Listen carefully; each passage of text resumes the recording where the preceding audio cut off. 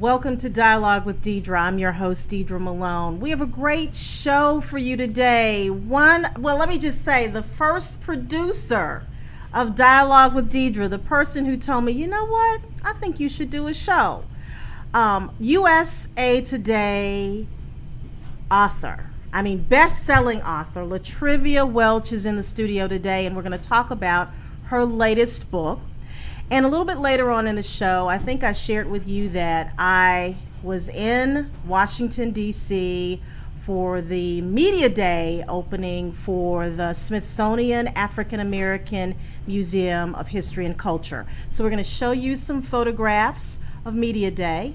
But then on Wednesday, when we come back for Dialogue with Deidre, the whole show is going to be on the new African American Museum. So we'll want to tease that because we want to make sure that you come back for Wednesday's Dialogue with Deidre. But in the studio is one of my baby girls, Latrivia Welch, and you know her because she is a heck of a writer, and she just dropped her latest book, Gabriel's Regret. Thank you for having me. I'm so happy to be home. You are home. I am home. Thank you, and I'm excited about the new book. Okay, well, before we start about the new book, I want you to just kind of share with people how many books you've written so far, and what just makes you excited about writing. I've written 25 books. Oh my goodness. 25 books. And it started with? And it started with Ivy's Twisted Vine back in 2008. It was the largest at that point, the largest interracial romance novel ever written. It just sort of went from there. I knew that I wanted to write about interracial relationships, and I knew that it was important for me to write African American women as heroines who were strong and beautiful.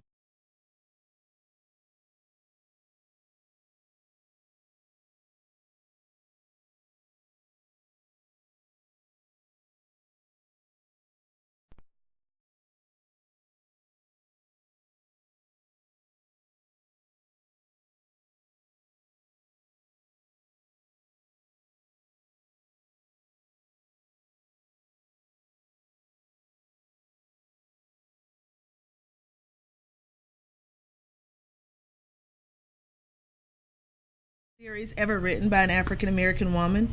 We started out with a very small group of women, about 50 women who deemed themselves Midlothians, and now we're at 50,000 fans. 50,000 fans in 127 countries that are following the Meadowlove series. Yes. Okay. 50,000 fans following the Meadowlove series, and very excited about it. So we have that series. It's grown exponentially, and we also have the Lonely Heart series, which I love the Lonely Heart series. It's the sweet books. It's ones that you can pick up. They're all individual books that you can pick up and just sort of follow just individual characters from day-to-day life. Everything from architects to police officers to Marines to you name it. We've written about a lot of different things. And so now, was Lonely Heart series, was the Grunt a part of that? The Grunt was. I remember reading that on a beach. Yes, the Grunt, the ugly girlfriend. Oh, the ugly girlfriend. Yes. So it has really been a great journey where I've been learning more about different women of color from all around the world and trying to include their stories in the books and trying to make African American women and their experiences a more prevalent conversation. Let me just say this before we start talking about Gabriel's Regret. Latrivia is not only an author, she is a publisher, River House Publishing.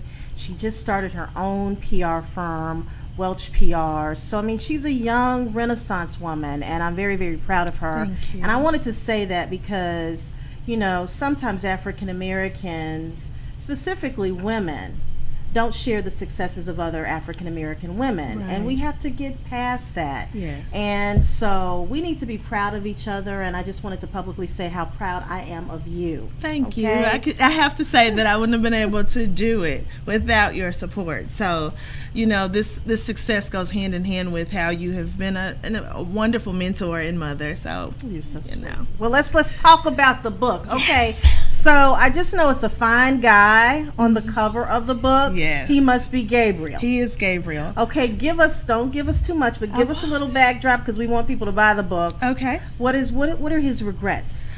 Gabriel's regret is a story about a young man who comes from two different sides of the same fence. Okay. His mother, Emma Hutton, was British royalty, and his father is a Russian mob boss. Having grown up knowing both of them, and his mother left the family, so to speak, to do her work in freedom fighting, he's seen people who give themselves completely and selflessly to something, and then he's seen his father, who was a complete sociopath, take everything for granted. So he sort of walked that line in between and tried to find who he was. Eventually, he ended up leaving the DEA where he was and going to work for his family full time, the Medloff family, and it was honestly because he had had a lack of a father role. After his father died, he went to his uncle and his cousins, and that was the only family that he had left. And so he sort of took the path less traveled. Okay. There he realized that growing up without a father there with him all the time, maybe he was more of a beta, but he was surrounded by alphas, and it was very hard for him to work within that framework, that space, because he was always being told what to do and how to do it. And as he got older, he wanted to grow. So he took on a very, very aggressive account, so to speak, with some freedom fighters in Ukraine. And his regret is really about that inability to find himself and that desire to find himself.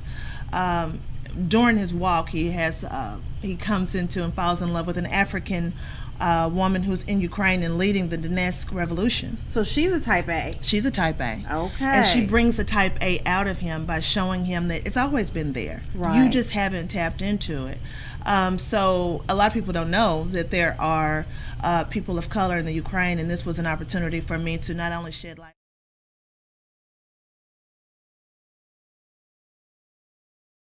the Russians as well as the neo-Nazis and things that are happening to people of color over there, specifically children. But it also gave me an opportunity to write an awesome story and to do it outside of America, where we have a lot of laws and rules that prohibit the kind of chaos that I like to create in my books. Well, and let's talk about that in previous books. I mean, we know that most of your books are interracial romance novels. Yes. But a black woman writing about Russian mob bosses. Yes. What got you excited about that? My PhD studies are in organized crime and the first organized crime, but also in sexual deviancy. Mm-hmm. And they cross connect when you talk about human trafficking. There was always that desire there to explore. What made The Godfather great? We knew that One The of my Godfather, favorite movies. exactly. We knew The Godfather was great, but there was every time there was a person who was mentioned of color, it was demoralizing. You know, and I was like, well, come on now. You've got all these different ethnic groups and all of their organized components, but there are no people of color. I'm gonna change that. So I decided to focus on the Medloff series because I thought that no one had done it, and I wanted to be very creative, and I wanted to put something out there that people, even if they didn't like it, they were not going to forget it. You know what I mean? So, at first it was not met by people who really agreed with it. I mean, and now there are so many Russian billionaire crime boss stories out there. There's a whole culture of it, and authors, both white and black, who write about it. But essentially started in my office upstairs. I love it. Plenty of research involved, though, Latrivia? Yes. With the FBI, talking directly to those who may not be named. Not name them, but we know a few people. We know right? a few people, yes. Definitely a whole lot of research.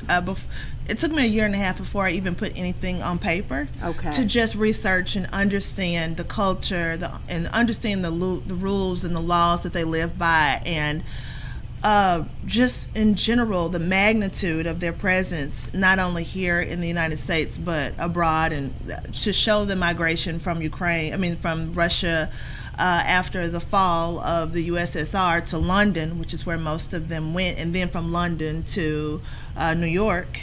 And then the spread out of New York to LA and Miami. And we chose Memphis because it was a hub and it had that ability to sort of talk about all the different transportation that any organization needs. You know, you need land, air, you need ground. And so it made sense for it to be written from that component, logistically, from Memphis. So this is your latest book, Gabriel's Regrets, and so what's next? I mean, when you're thinking, I know you're a planner, Yes. so you already have. So this is the book first. One, This is book one. Book 2 actually drops on October 15th. I've heard from a lot of fans who want to know, why did you break it up in 2? Well, when we wrote it, even though it shows up on Kindle as 244 pages, it was actually 400 for us. Okay. You know, the reader reads words a little different in terms of page numbers. So the first 400 pages are really about defining what's going to happen. And the next 400 pages are really about the action. It's about his uncle going in to get him. It's about the relationships. There's some relationships there that are definitely polarizing, and you know, it's all action and all drama. Where there is no action, there's plenty of drama, and just designed to give the readers what they want. Oh my goodness. Okay, so after this, what's next? Because you already know you have a plan. We have a complete slate of books already set up for to finish 2016 as well as to come into 2017. And the next book is Highness 2. Highness. Okay, so Highness 1 was about the prince. It's like it was a fairy tale type of story about the Prince of Wales. Falling in love with a girl from Mississippi, and deciding that was the road that he was going to take. Now, was she African American? She is African American. Oh my goodness! She was an artist. Okay. And just sort of a very dynamic woman, and she was blind. Temporarily because of the situation, and she was dating him and not knowing who he was because he was down there sort of hiding out. So it was a very cool love story, but now we're at Highness 2 where he's already basically told his family that he's going to marry her and he's engaged. And that whole thing of what happens, we've seen it happen. I mean, the reason I wrote that is because I want to shed light on there are real princes with black wives. Right. There are really black princesses in the world. Really. And I think Liechtenstein, there's a black princess there. A white man, white prince happened to meet a woman in the same fashion, fell in love and married her. So this isn't, something that's so far fetched. This is a reality that we live in every day, and it's a way to sort of bring light to that. That's wonderful. Black women can be princesses too. And most of us are. Either princesses or queens. Exactly. So again, it's another opportunity to elevate something a little more than, we don't all, back it up and drop it like it's hot. I mean, doctors, lawyers, scientists, innovators. Right. And this is an opportunity to explore what their lives could be like. Out of the 25 books that you've written so far, if you had to say there was a favorite, which one would that be? I think it would have to be Dimitri's Closet, because it was so much fun to write that. Once something becomes a success, it also becomes a burden because you have a certain expectation from your readers. Standards so high. You do. When you're doing something new and innovative, the great thing about it is that you don't know at the time that you are creating this innovation if it's going to be something great or if it's going to be a failure. And so all you can do is put your all into it. And I think putting your all into it and putting everything on the line is very exciting for me. The outcomes are great one way or the other. I've had books that completely tanked, and I've had books that have done very well, and I think the enjoyment of it was just not knowing. Right. But Dimitri's Closet was one of those that I really enjoyed because it was something that had never been done. So you've had books that have been real successful and books that have not done so well. So the books that have not done so well, have you gone back and kind of reflected on what could you have done differently, or are you one of those purists who says, I'm not I love this book? Yeah. And it's yeah, a good the thing. contingency plan was something that didn't do well, but I feel like it's just not In 10 years, it will. Okay. It talked about a woman who, her boyfriend actually asked her to donate her eggs, and he used them to create a family. But he didn't. She went on with her life, and he went on with his, and she sort of found, you know, we see all the time men finding out about kids 10 years later. Right. It's very seldom that we find out about a woman who has, like, what do you mean? You know, I've kids, and to see someone look like them. But that's a possibility, and I think I was writing about what our future looks like. Okay. As we continue to push technology and science, men won't be the only ones to find out about their children later. Just like and very soon, men won't be the only women won't be the only ones on birth control. That's right. So, you know, I think that it's not the reason the book didn't do well is not because it isn't a possibility.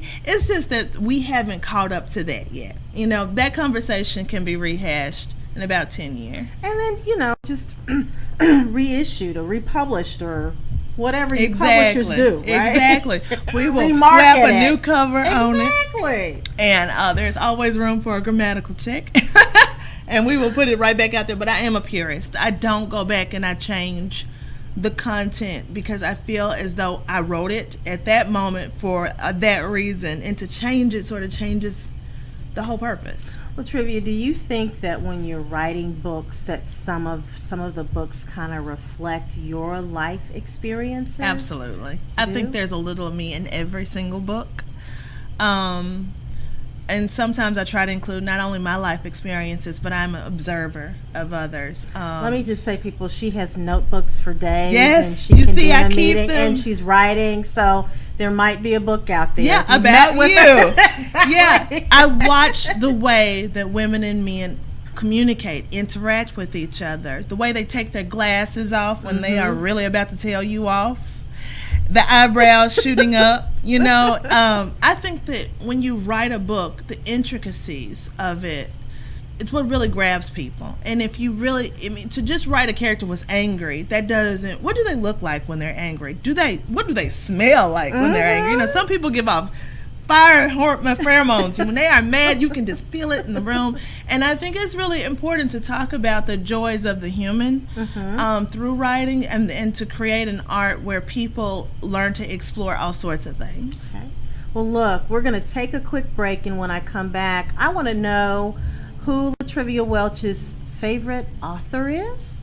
And then I want her to talk a little bit about her publishing company and some of the people that she represents. You're watching Dialogue with Deidre. We'll be back in a moment.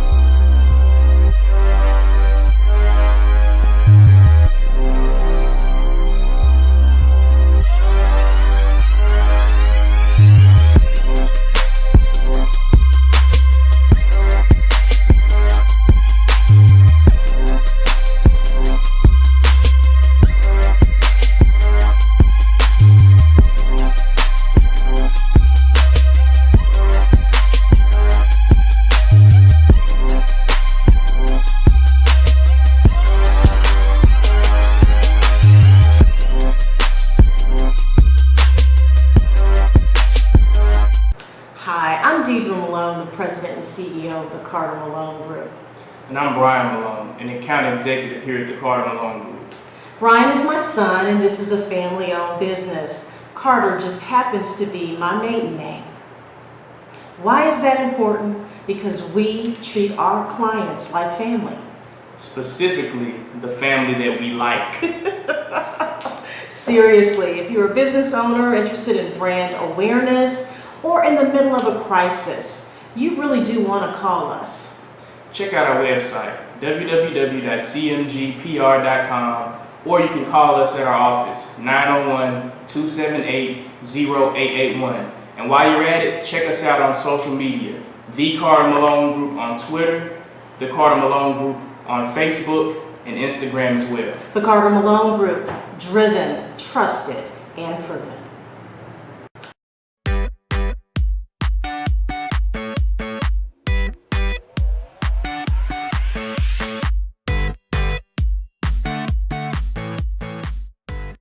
Hi, I'm Linda Cornish with Seafood Nutrition Partnership.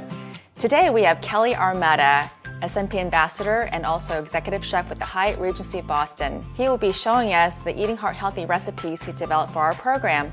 What will you be showing us today? Today we're going to be making an Italian tuna salad. Oh great, well how do we get started? So let me tell you what we have for ingredients. Pretty simple. We actually have some canned tuna, olive oil, mixed greens, green beans, cooked potatoes, olives, some cucumber, tomatoes, balsamic vinegar, oregano, and some salt and pepper. That's great. Well, Great. how do we put it together? Pretty simple. We're going to take balsamic vinegar and we're going to add in some oregano. And then we're going to take this tuna olive oil and we're going to mix that in there. And that's really a lot of good flavor in that. So you really want to do that. Great. So we got our dressing, we got our potatoes, we got our salad. So we're going to mix the rest of the salads. Pretty simple. We're going to go ahead and take our lettuce that we have nice and bright, fresh, whatever's in season. If you don't have mixed greens, go ahead and use romaine. We have our potatoes, we have our tomatoes, we have our green beans, our olives, our cucumbers, and we're going to put the dressing inside here. The other thing I like to do is I like to put a little bit of the canned tuna inside here, and as you mix it, it breaks up, and that's what kind of coats the salad. Great. Okay, so now we're going to mix our salad. Okay. Okay. All right, so that is pretty much the salad, right? Now we're just going to go ahead and put it on the platter. And I'm going to use the best tool I have, Which is? which is my hands. Your hands. This is perfect. And we're going to put that right on here. I like to say, if you can't trust the hands of a chef, who can you trust, right? So we're going to put our nice little salad here. Then we'll take these little pieces of tuna and then sprinkle them on top. This looks great, Kelly. For this Italian tuna salad recipe, go to seafoodnutrition.org and sign up for our Healthy Heart Pledge to get tips, recipes, and coupons. And buon appetito.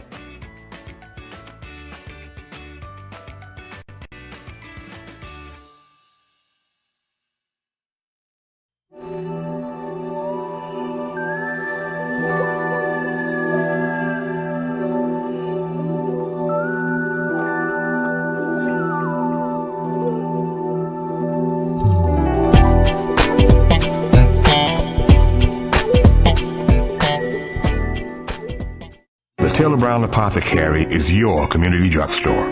Their licensed professional pharmacists provide excellent service while filling your wellness needs.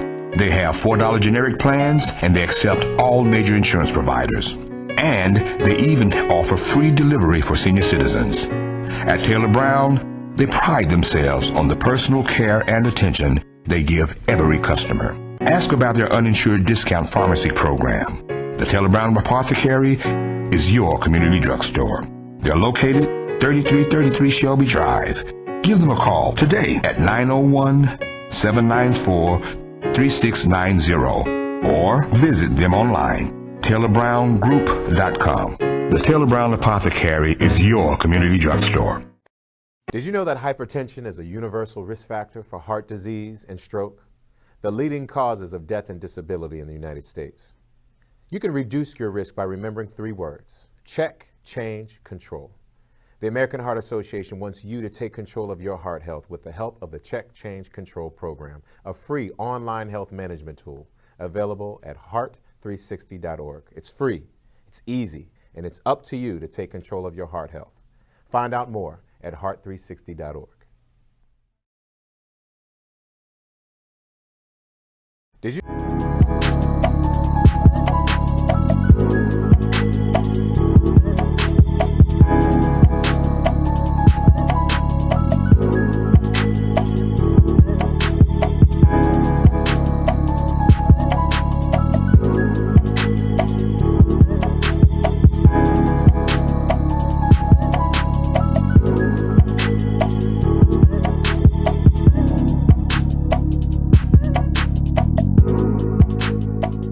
Dialogue with Deidre. I'm your host, Deidre Malone. Author Latrivia Welch is in the studio. You may remember her as Latrivia Nelson.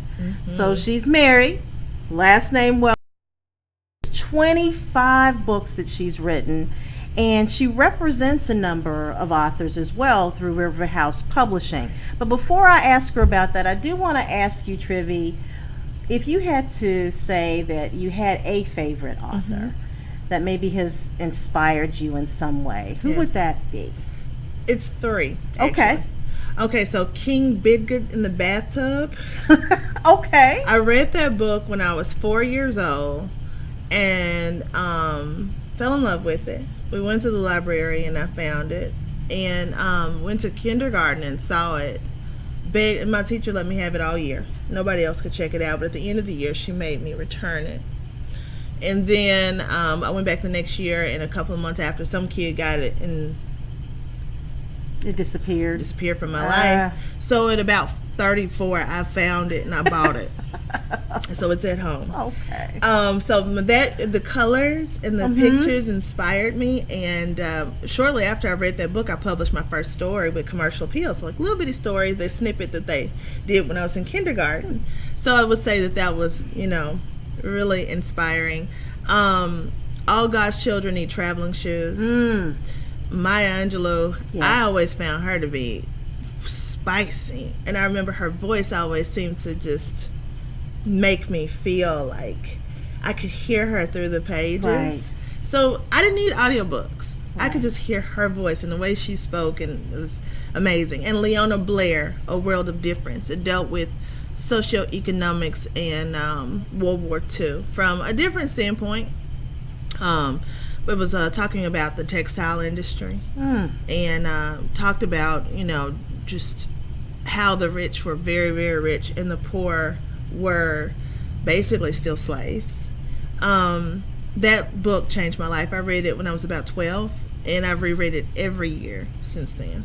Wow. So 3 major influences. 3 major influences. Right. Talk to me about some of the people that you're working with. River House was designed for authors who have talent but don't have time. A lot of authors, they are not sure if they want to go the traditional route or if they want to do what we call print on demand. And for those who don't have a literary agent, they still deserve the absolute best. Right. They want to have the best covers. They want to have certain things benchmarked. They want their book to be matched up against any #1 New York Times bestseller. And the only thing that you can tell in the difference is the page, what's read on the page. River House is there to make sure that every author with a bold statement, no matter how bold, because all of our authors are very bold, that they are represented well, that they have a product that they can take to the next level, and that they have a product that they can afford, because print on demand publishing has become a big monster, but it doesn't necessarily benefit the author when they have to pay all these exorbitant fees.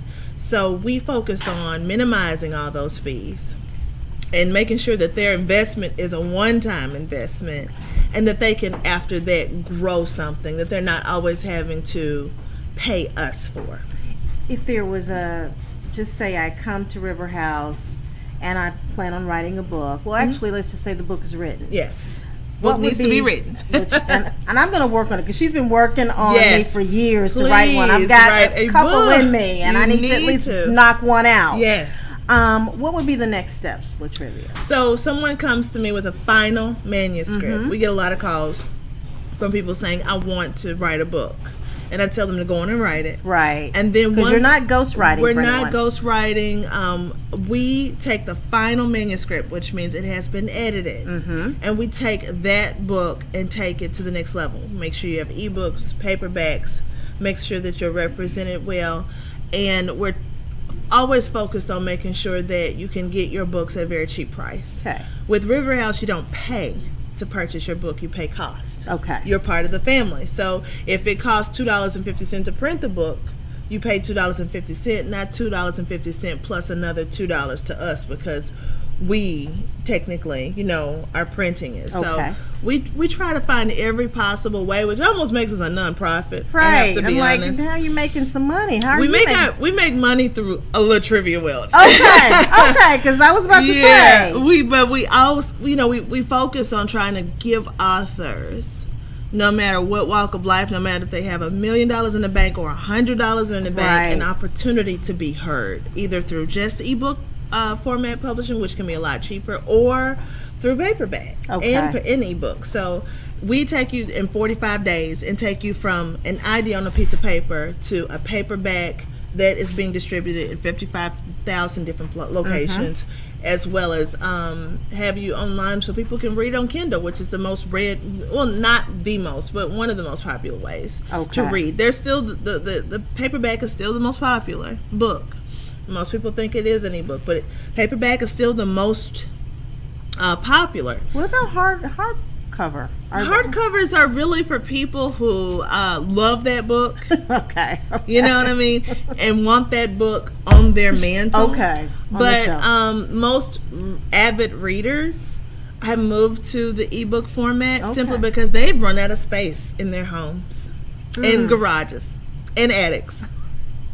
That's wonderful. So Latrivia, tell our viewers if they want to purchase one of the Latrivia Welch books, where do they go?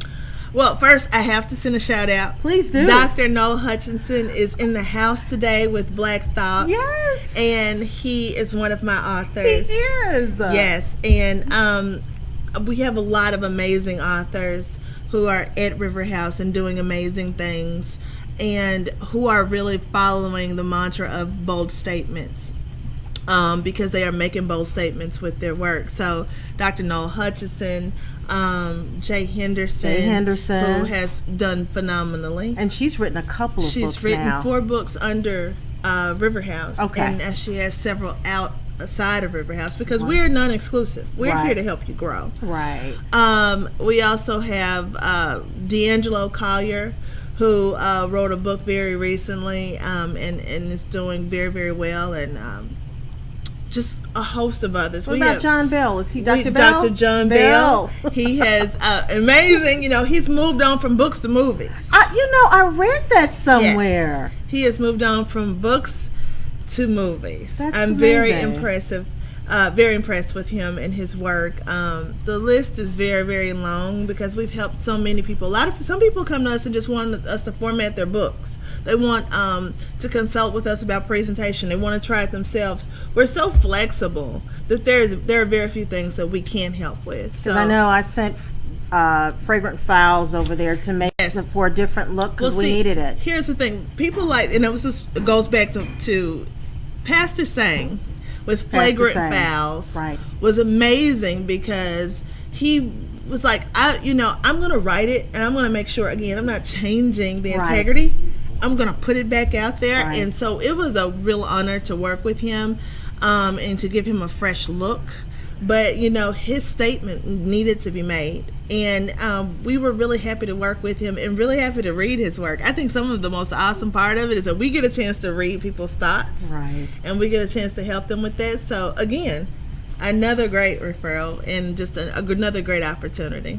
Well, now, if people want to buy your book, specifically Gabriel's Regrets. Yes. Okay, so it's on ebook format now. Let them know.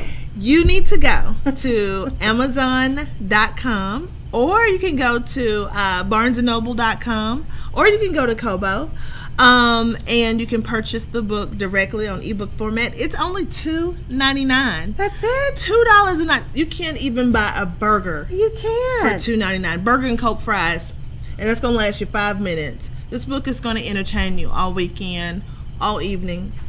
Depends on how fast you read. Right. You may learn a little something. You're going to definitely enjoy the steamy scenes. Nobody can refute those steamy scenes. Let me just tell you, I just don't know what's in her head, viewers, because I was on a beach reading a couple of her books, and I had to call her from the beach and say, Latrivia, where'd you get this stuff from? Yes, it's so much fun. Books are designed my books are designed to entertain you. If you walk away entertained, then you've done your job. Then I've done my job for $2.99. Let me just say, you do your job well. Thank you very much.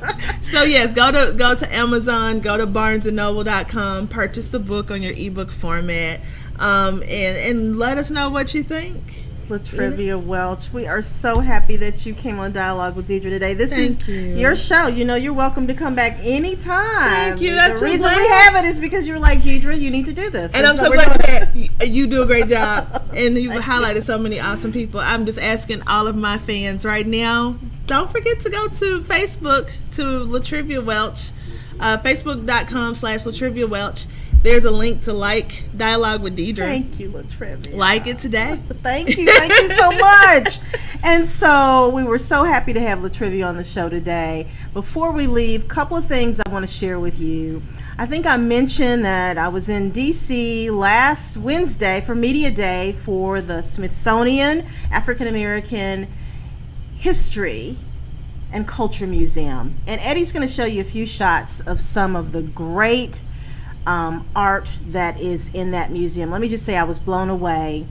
5 levels. I really didn't get a chance to see that much, but what I did see, Latrivia, you can appreciate Bishop G.E. Patterson. Yes. You know, we represented the Church of God in Christ denomination. And he baptized me. And so. he baptized Latrivia. Yes. His work is in the Smithsonian, his crucifix and his collar. And so we're very proud of that. Look at, if you look at some of these, there was a coon fund.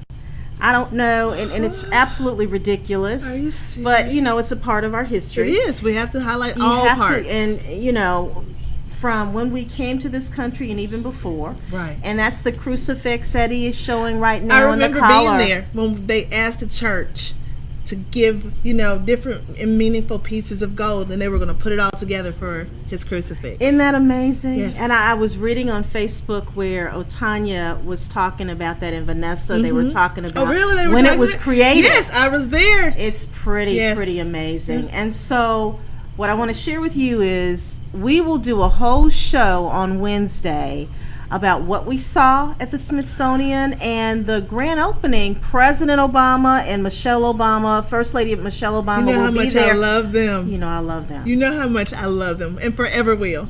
Forever. Will. They're going to be there Saturday for the opening of the museum. They're expecting at least 28,000 people there, so it's going to be really crowded.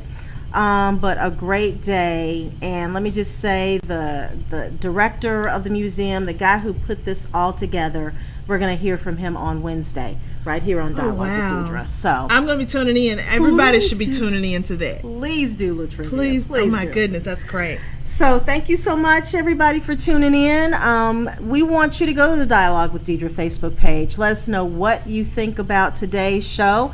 Have comments. We want to hear them. If there are any thoughts you have on a show that we should have, let us know about it. Email me at deidremalone.com. And just want you to know that we so appreciate you tuning in and watching the M1 TV network. Coming up next, we have Black Wall Street. Dr. Ivory Taylor's in the studio, so you're going to want to stay tuned. Thanks so much again for watching. See you on Wednesday.